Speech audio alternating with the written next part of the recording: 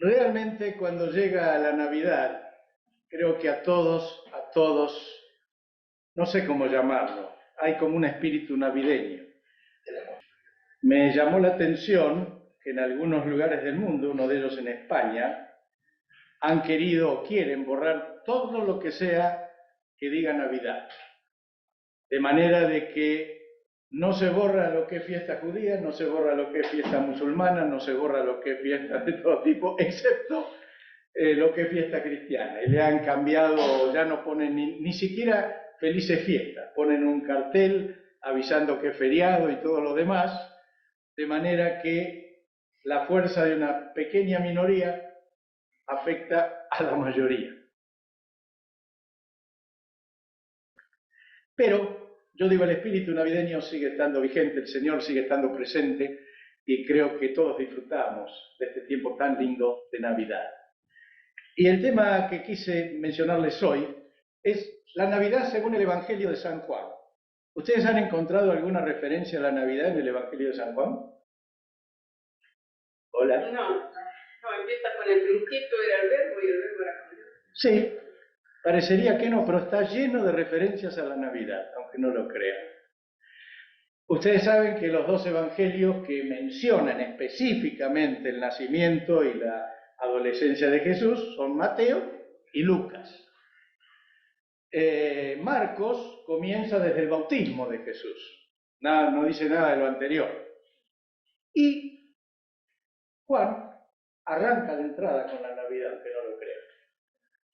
Vamos a tratar de ver eso, porque Juan, en lugar de contar puntualmente la Navidad, el nacimiento de Jesús, en realidad nos ilumina sobre la razón por la cual Jesús vino al mundo desde el inicio del Evangelio. ¿Cuál es verdaderamente el propósito de la Navidad? Juan lo integró en todo lo que escribió del Evangelio. Ya lo vamos a ver. Juan 1:1 dice: en el principio ya existía el Verbo, y el Verbo estaba con Dios, y el Verbo era Dios. Está fijando perfectamente quién es Jesús. Y agrega en el versículo 14 de ese primer capítulo: y el Verbo se hizo hombre. La Navidad. Y habitó entre nosotros. La Navidad. Y contemplamos su gloria, la gloria que corresponde al Hijo único del Padre, lleno de gracia y de verdad. ¿Ven la Navidad? Ya la está mencionando. Lo interesante es que, como dice acá, Dios tomó forma humana. Es lo que hablamos, se encarnó, se hizo carne, se hizo uno como nosotros y uno de nosotros, exactamente iguales. Y al hacerlo, esa es la maravilla, mostró la gloria de Dios como jamás en la historia se había mostrado. La encarnación de Jesús, el hacerse hombre, mostró cómo es la gloria del Padre. ¿Se acuerdan cuando Felipe le dijo, muéstranos al Padre y nos basta? Y este le hizo una señal bien argentina. ¿Cómo, Felipe? Tanto tiempo hace que me conocés y me decís que no has visto al Padre. Si me han visto a mí, han visto al Padre. O sea que en Jesús se manifestó de la manera como jamás en la humanidad, antes ni después de él, fue mostrada la gloria de Dios. Y a mí me encanta lo que dice Juan, que dice que era lleno de gracia y de verdad. Y saben, la gracia sin la verdad es una obra incompleta, porque falta el instrumento de cambio. Y la verdad sin gracia hiere. Dígale usted una verdad cruda, seca a uno. Mire, si usted le dice, sos feo, ¿cómo le cae? Mal. O si le dice, sos un vago, que por ahí es la verdad. Más fácil decirle, me parece que vos no sos tan propenso a trabajar.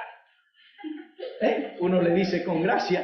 Sí, por más que la quiera decir con gracia, pero bueno. Bueno, esa segunda no, porque es una manera de decirle a alguien algo que es la verdad, pero de una manera que lo pueda entender.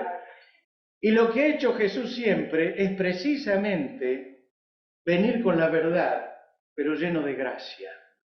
Dicen que la gracia es el aceite para que entre la verdad, es el lubricante para que entre la verdad. Y esto era el Señor, lleno de gracia y de verdad. Creo que cuando la gracia y la verdad trabajan juntas, como en Jesús, lo que ocurre es una transformación en aquel que la recibe.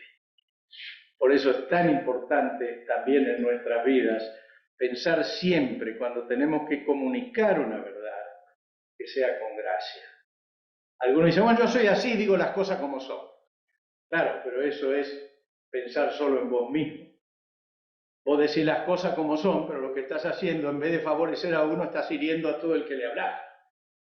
¿Por qué no usar siempre una cuota de gracia, de amor, para decir lo que sí hay que decir? No hay que callar, es peor callar una verdad que decirla. Pero lo importante es cómo decirla. Y Jesús era lleno de gracia y de verdad. Aleluya. Creo que, como leí una vez, la gracia es el ungüento que favorece la entrada de la verdad para que nos transforme, para que nos cambie. ¿Cuánto bien nos hace a todos cuando recibimos de Dios una palabra por ahí dura, pero que sabemos que viene del Señor y que necesitamos cambiar, y nos hace bien? En lugar de hacernos mal, nos hace bien, porque viene con una cuota de amor como solamente el Señor puede dar. Por eso Juan agrega en el versículo 14 de ese primer capítulo, de su plenitud todos recibimos gracia sobre gracia. Creo que todos podemos dar testimonio de que hemos recibido de parte del Señor gracia sobre gracia sobre gracia. Cuando uno hace memoria de todo lo que Dios hizo en nuestras vidas, no podemos menos que darnos cuenta que hemos recibido favor y favor y favor de parte de Dios. Siempre inmerecido, o generalmente inmerecido.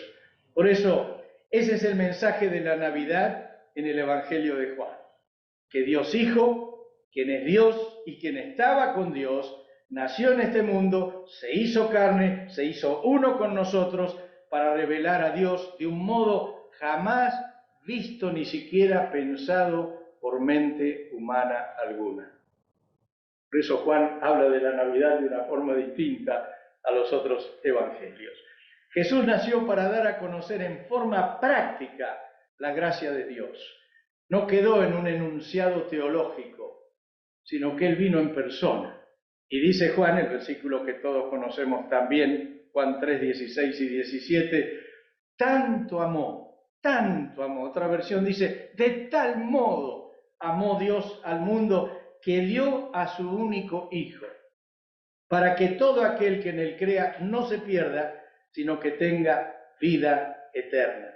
Dios no envió a su Hijo al mundo para condenar al mundo, sino para salvarlo por medio de Él. ¿Alguna vez hemos pensado si tendríamos que dar a un hijo para salvar a otros? ¿Quién lo haría? A veces pensamos que Dios, como es Dios, digamos, se desprendió de Jesús como si no le hubiera costado nada. Pero Dios, cuando vio sufrir a su Hijo, también Él sufrió. Era su Hijo, su único. Y lo dio en rescate por todos nosotros. Y lo hizo entendiendo que de esa manera todos nosotros, toda la humanidad completa, podía salvarse y volver a tener comunión con Él. Por supuesto, aquellos que de alguna manera lo reconozcan. Él murió por todos, pero no todos reconocen su sacrificio. Pero todos aquellos que lo reconocemos, podemos estar permanentemente tranquilos de que tenemos acceso a la gracia de Dios. Para Juan, la Navidad es que Dios entregó a su Hijo para que no haya condenación sino salvación. Esa es la Navidad. Por eso nació Jesús. Dice más adelante Juan, capítulo 6, versículo 51. Yo soy el pan vivo que descendió del cielo. Si alguno come este pan, vivirá para siempre. Este pan es mi carne y lo daré para que el mundo viva. Ahí está diciendo Jesús, yo soy el pan que vino del cielo. Ahí está el nacimiento, ahí está todo el sentido de la Navidad. Y realmente dice que si, cuando dice comemos este pan, está diciendo si recibimos a Jesús en el corazón. Si le abrimos el corazón, eso es comer el pan, eso es tener a Jesús encarnado en nosotros. Y de esta manera Él nos da vida. Ahora, todos al nacer tenemos vida, todos vivimos humanamente, pero hay una vida que está más allá de lo que es la vida humana, y es la vida derivada de la presencia de Dios. Hay una vida distinta a la que nacemos, y es cuando nacemos en Cristo.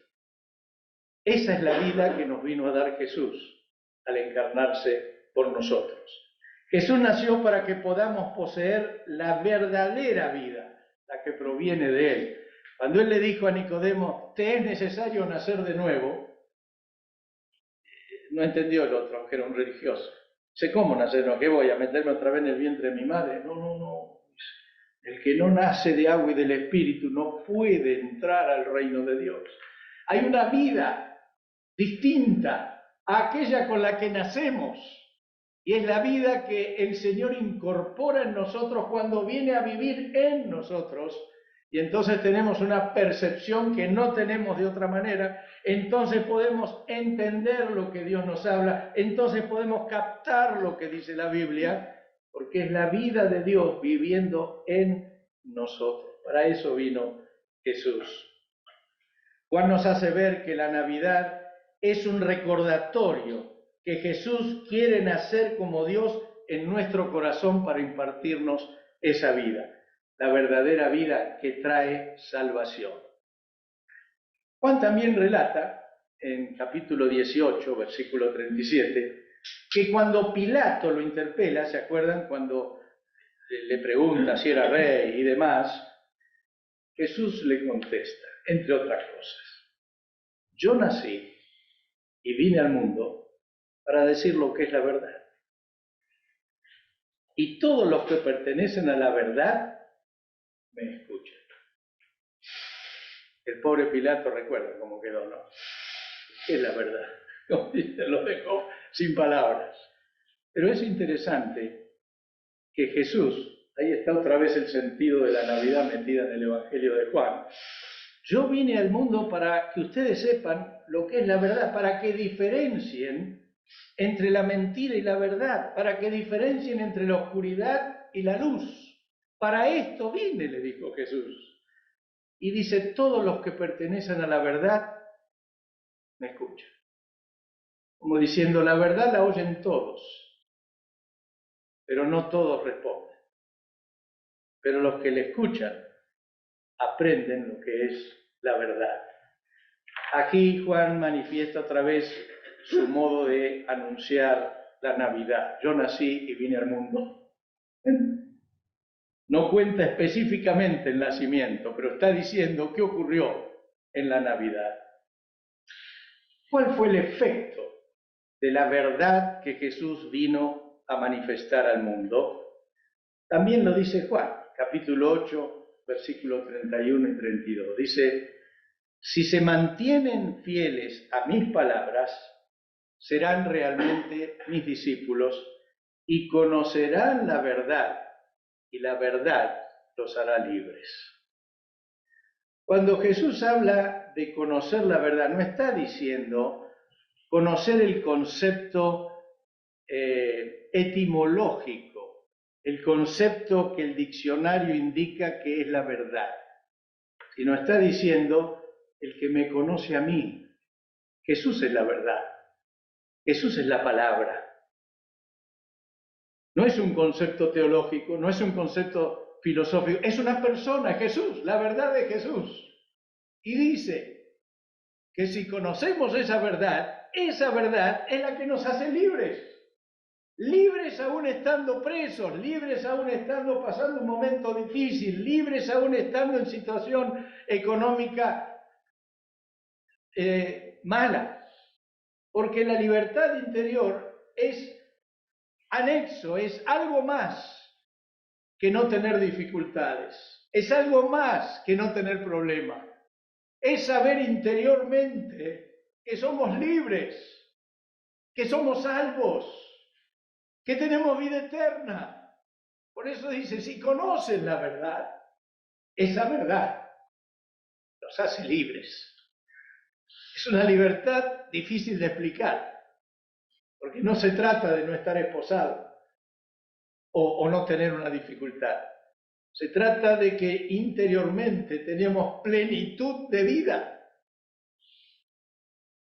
Tenemos plenitud de paz. Eso es libertad. Tenemos plenitud para enfrentar cualquier dificultad, aunque sepamos que vamos a perder. ¿Por qué? Porque si Jesús está con nosotros, como dice Pablo, ¿quién contra nosotros? Aleluya. Pero dice, ojo, manténganse fieles a mi palabra para que sean realmente mis discípulos. Cuando él dice ser su discípulo, no dice ser creyente, no dice ser alguien que asiste a las reuniones.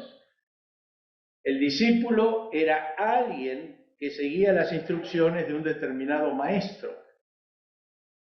Si alguien era alguien que simplemente escuchaba lo que decía el maestro, era tal vez un escucha, un admirador, pero no era un discípulo.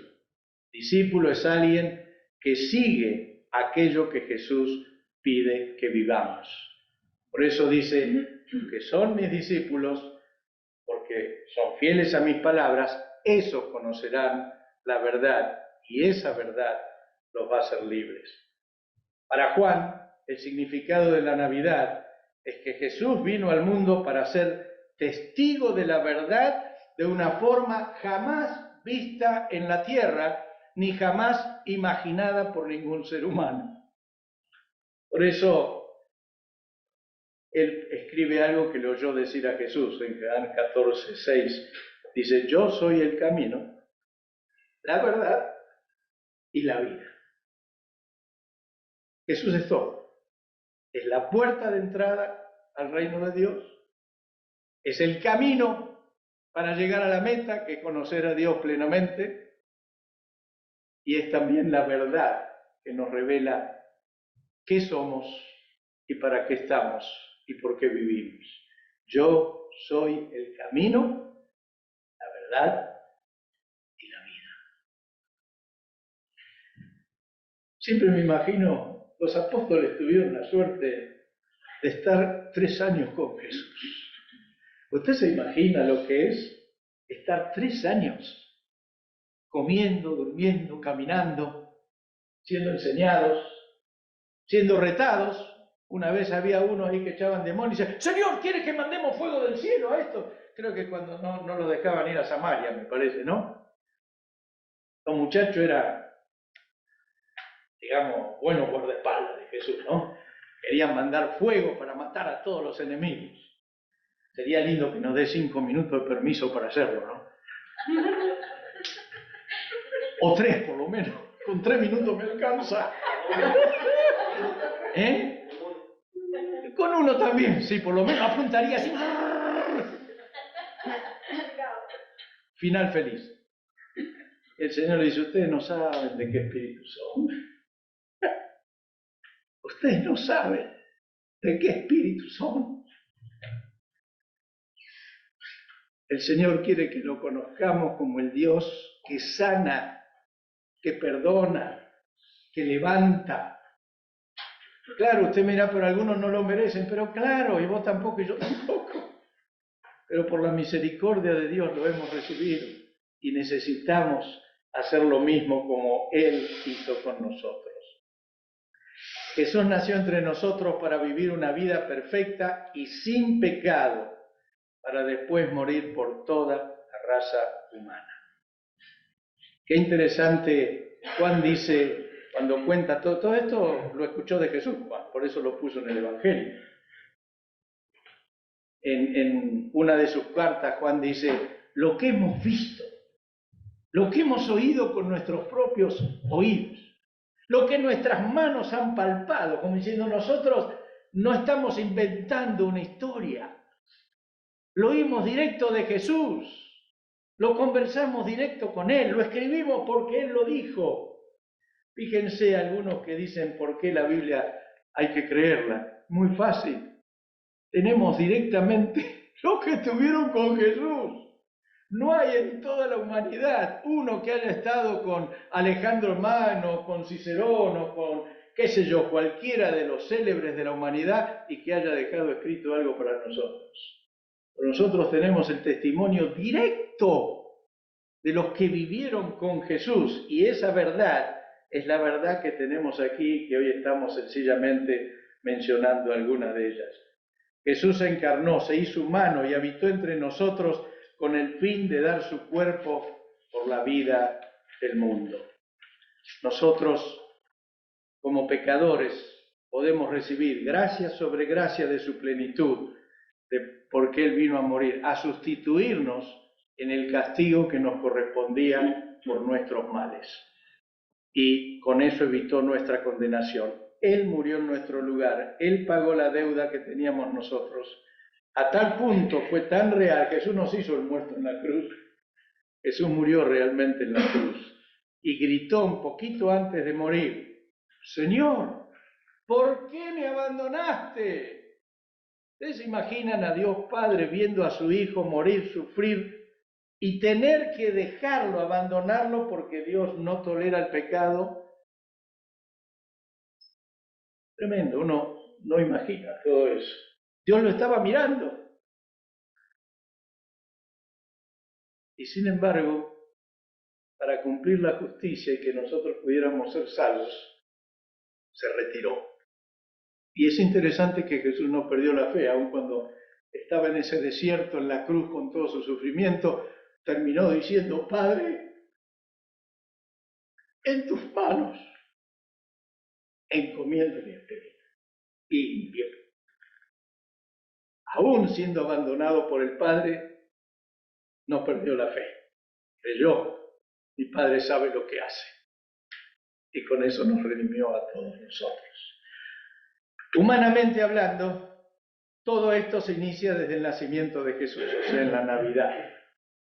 Y así comprendemos que a lo largo del Evangelio, Juan nos da el significado de la Navidad, no en un capítulo inicial, sino en todo el Evangelio, donde dice que el Verbo se hizo carne, que Jesús nos reveló la gloria de Dios como nadie jamás lo había hecho ni lo hará, que Jesús murió de acuerdo con el plan del Padre y gracias a su muerte en nuestro lugar, Él es nuestro pan diario de vida, y que Jesús es la fuente de perdón, justicia y vida. Todo eso dice Juan en su Evangelio, todo eso revela el espíritu de la Navidad. Para el Evangelio de Juan, todo esto es el gran significado de la Navidad, y sin dudarlo, debe ser ese el significado también para todos nosotros. Vivamos entonces, hermanos, agradecidos al Señor, abramos nuestros corazones a la gracia incomprensible de Dios, dispongámonos a servirle con amor, sin quejas, sabiendo que, como nos dijo Pablo en Filipenses 1:6, Dios, que comenzó a hacer su buena obra en ustedes, la irá llevando a buen fin hasta el día en que Jesucristo regrese. ¿Amén? Amén. Amén. Señor, muchas gracias. Gracias, Padre. Muchas gracias, Señor. La verdad que siempre recordar lo que hiciste, lo de Jesús, lo tuyo, Señor, nos deja anonadados, nos deja sin palabras y nos deja con una gratitud tan grande que no alcanza igual para darte gracias. Te bendecimos, Señor, y pedimos que estas Navidades todas podamos pasarla en familia honrando tu nombre. En el nombre de Jesús. Amén. Amén. Amén.